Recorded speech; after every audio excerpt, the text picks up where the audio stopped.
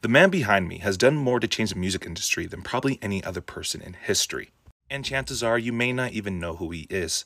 His name is Shawn Fanning, who as a freshman in college brought major labels to their knees, completely changed the way that we consume music, and revamped the entire structure of a multi-billion-dollar industry from his dorm room.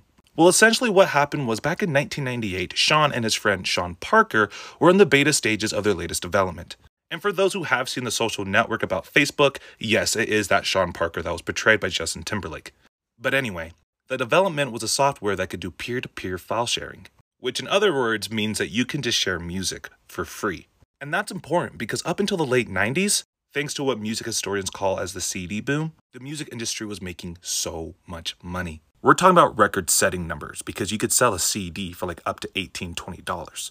And now, thanks to this new program which was called Napster, now people were getting this music for free, and plus, they didn't even have to leave their homes. And Napster absolutely exploded in popularity. Where at its peak, it had over 80 million users.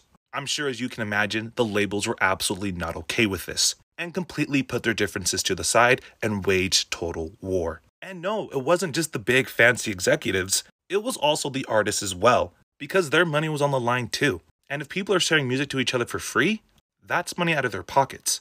And for around a year, the Napster court cases were the talk of the town, because not only were there legal issues with it, but moral and ethical ones as well. Either way, at the end, Napster lost and they were forced to shut down. However, the idea was already out there and people already knew how to do it. So even though Napster was gone, people were still pirating music. And once people were exposed to it, the CD boom absolutely died and sales started to decrease. And unlike the labels, there was a person who was willing to move with the times rather than just stay behind. And shortly after the fall of Napster, Steve Jobs would introduce iTunes, which was kind of a good middle ground at the time, because it had the accessibility of Napster, but with you still having to pay for downloadable content, there was still a price tag that people had to pay.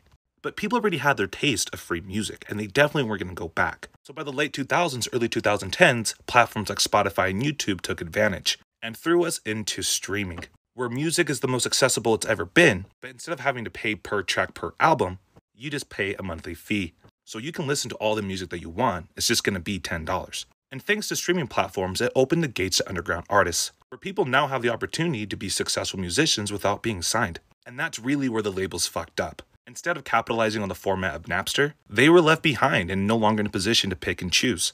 And with no longer being in that position and as making as much money as they used to, they had to get creative as to ways to make money.